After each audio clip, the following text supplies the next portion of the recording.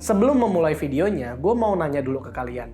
Kalian pada ngeh nggak sih kalau game-game yang rilis baru-baru ini itu kayaknya terasa berat banget, susah banget untuk dapetin FPS tinggi, padahal grafiksnya kayak gitu-gitu aja, dan performance dari PC kalian itu harusnya udah jauh lebih baik daripada yang dulu. Sebenarnya ini masalah kompatibilitas gamenya atau sebenarnya hardware-nya sih? Di video kali ini kita akan menjelaskan bagaimana Nvidia GeForce RTX 40 series dengan arsitektur Ada Lovelace yang terbaru itu bisa membantu masalah tersebut, dan juga kita akan menjelaskan fitur-fiturnya Nvidia yang terbaru yang bisa membantu produktivitas dan juga gaming experience kalian.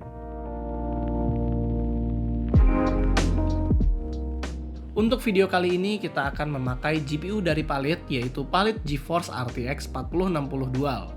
GPU ini mempunyai VRAM 8GB, graphics clock 1830 MHz, dan boost clocknya itu mencapai 2560 MHz. GPU ini punya power consumption itu mentok di 115 Watt aja, jadi hanya membutuhkan 1x8 power pin. Masih termasuk praktis lah buat sebuah GPU zaman sekarang. HDMI-nya juga udah seri 2.1A dan support sampai 4K 240Hz, jadi udah kompatibel dengan monitor Samsung kita. CPU-nya kita memakai Core i5 13400F dengan 16GB RAM DDR5 dan di dalam casing Zalman P30. Yang pertama kita mau bahas adalah gaming. Beberapa dari kalian mungkin udah punya monitor di atas Full HD, dan biasanya monitor kalian juga refresh rate-nya sudah di atas 60Hz. Kan sayang ya kalau main gamenya itu malah dapatnya itu di bawah 60 FPS. Berasa mubazir gitu jadinya. Nah, untuk game-game zaman sekarang, biasanya kalian akan menemukan settingan DLSS. Buat kalian yang udah ngikutin RTX series, mungkin udah nggak asing dengan sebutan itu.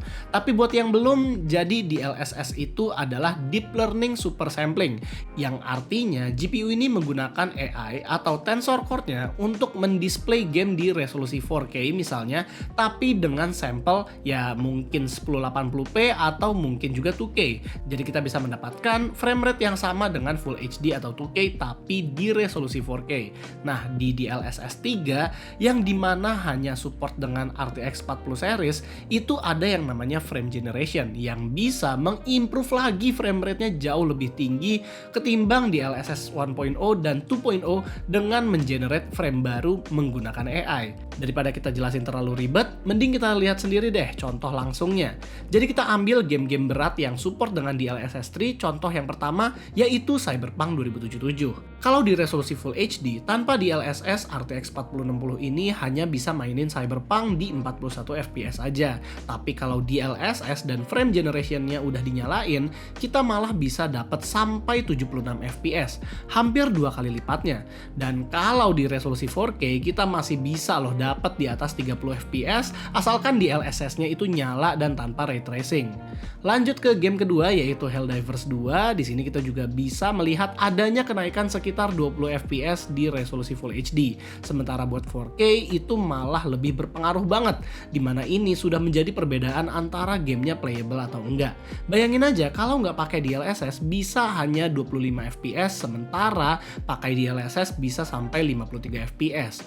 Game yang ketiga adalah Starfield. Yes, game yang tadinya nggak optimized ini akhirnya cukup tertolong dengan adanya DLSS. Di resolusi 4K tanpa DLSS kita hanya mendapatkan 24 FPS aja, sementara kalau udah pakai DLSS bisa sampai 38 FPS. Playable lah. Dan yang terakhir, Diablo 4 bisa naik dari 35 FPS menjadi 73 FPS. Selain dari DLSS, Nvidia juga punya fitur unggulan lain di gaming yaitu Nvidia Reflex, di mana dia bisa mensinkronisasi antara CPU dan GPU alias meng-cut off proses render QE dan bisa menghasilkan sistem latency yang lebih baik, di mana itu penting banget buat game-game yang kompetitif yang dimana latency sedikit aja itu ngaruh banget. Nah, selain dari gaming, RTX 40 series ini juga berguna untuk content creating. Kalau di video kita, GPU ini bisa merender video 4K H265 berdurasi 10 menit di bawah 5 menitan aja. Dan tentunya, GPU ini sudah support dengan encoding AV1 yang lebih ringan. Selain itu juga ada aplikasi Nvidia Broadcast yang dimaksudkan untuk streaming dengan menggunakan efek AI seperti auto framing dan menambah background blur, dan ada juga efek-efek beta seperti noise removal atau eye contact. Lalu, buat kreator yang lagi nyari inspirasi juga bisa coret-coret di Nvidia Canvas, dan software ini bakal bikin gambar secara real time berdasarkan gambar coret-coret tadi. Nanti ini juga bisa disimpan PSD filenya ke Photoshop buat tahap finishing.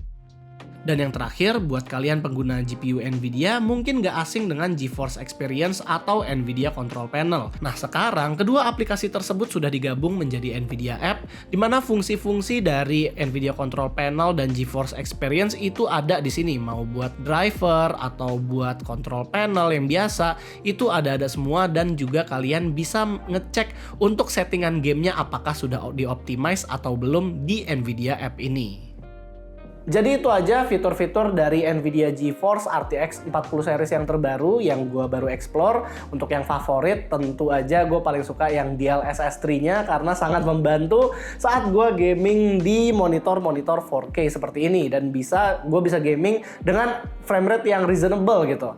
Jadi kalau misalnya kalian ada pertanyaan bisa taruh aja di kolom komentar di bawah, dan di sini gue Rizky, always stay safe and stay healthy.